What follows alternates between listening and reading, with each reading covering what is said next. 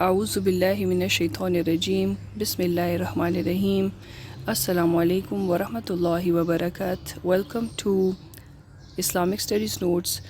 آج سے انشاءاللہ ہم علم الکلام کے لیکچرز کا آغاز کریں گے اور انتہائی آسان زبان میں، تاکہ آپ کو مکمل طور پہ اس کی سمجھ آ سکے انشاءاللہ۔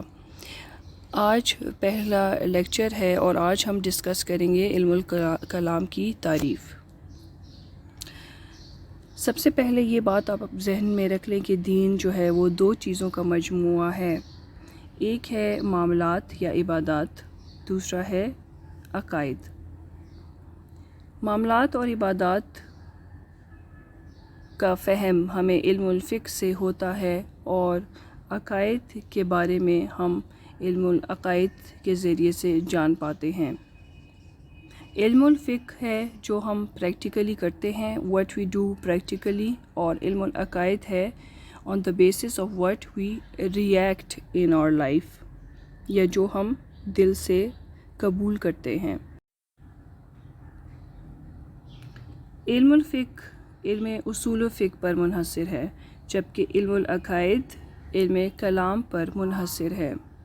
اصول فقہ اور علم الکلام اسلام کی پہچان ہے، اور اس میں اسلام کے ساتھ کوئی دنیا کا مذہب شریک نہیں۔ کسی بھی علم میں تین باتیں اہمیت کی حامل ہوتی ہیں۔ سب سے پہلے اس کی ڈیفینیشن یا تعریف، دوسرا subject matter of the knowledge یا اس کا مضمون، یعنی کہ اس کا سبجیکٹ میٹر کیا ہے، وہ کس چیز کے بارے میں ہے، وہ سائنس جو ہم پڑھ رہے ہیں، اور تیسرا اس کا مقصد کیا ہے، اس سائنس کا مقصد کیا ہے، what to gain through it۔ تو یہ تین وہ باتیں ہیں جو کسی بھی علم کو نافع علم یا غیر نافع علم بناتی ہیں۔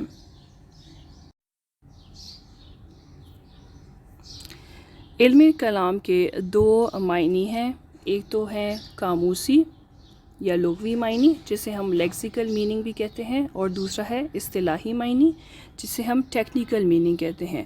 اصطلاحی معنی میں اس کا سمپلی مطلب ہے گفتگو اور بول چال۔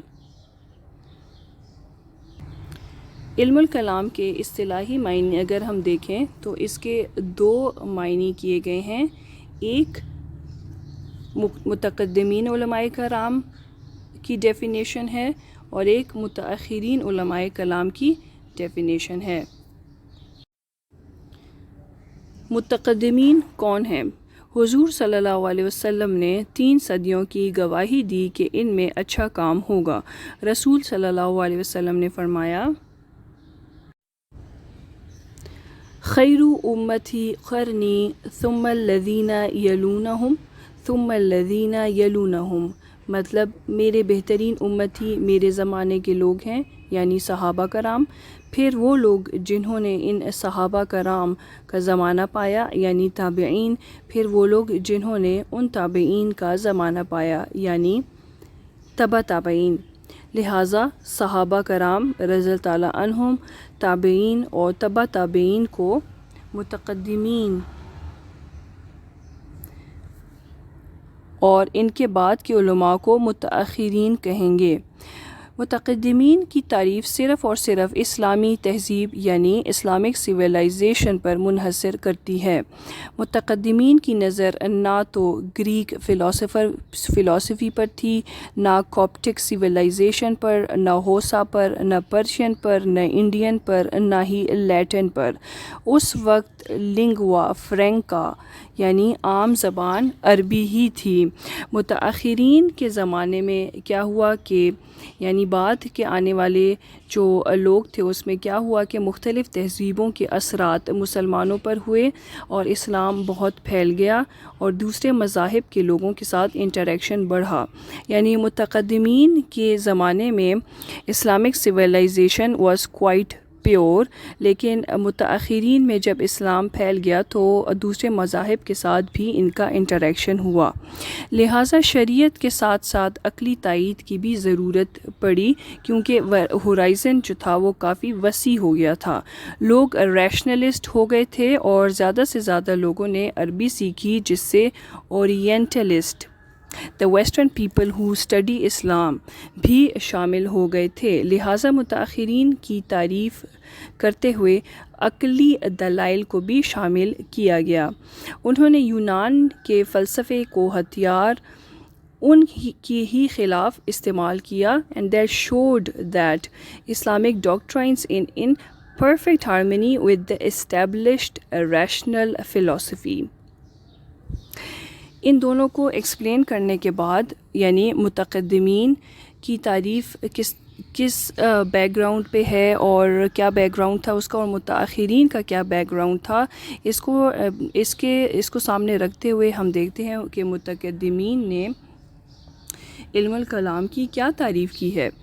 ان کے نزدیک علم الکلام وہ علم ہے جس میں قرآن اور حدیث دیکھیں صرف اس میں قرآن اور حدیث کا ریفرنس دیا گیا ہے کہ ادلہ تفصیلیہ ڈیٹیلڈ ادلہ کے تھرو کے ساتھ دینی عقائد کو پیش کیا جائے یا اس کا اثبات کیا جائے تاکہ قرآن اور حدیث سے ناواقفیت کی وجہ سے عام مسلمانوں کے ذہن میں کسی شرعی حکم سے متعلق جو شکوک و شبہات ہیں وہ ختم ہو سکے.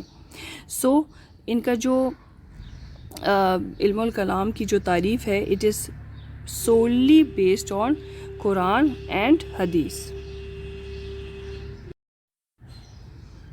اور اب اگر آپ متاخرین کی تعریف دیکھیں تو آپ کو تھوڑا سا اس میں چینج نظر آئے گا کہ اس میں جو ہے قرآن اور حدیث کے ساتھ ساتھ منطق اور فلسفہ کو بھی شامل کر دیا گیا ہے.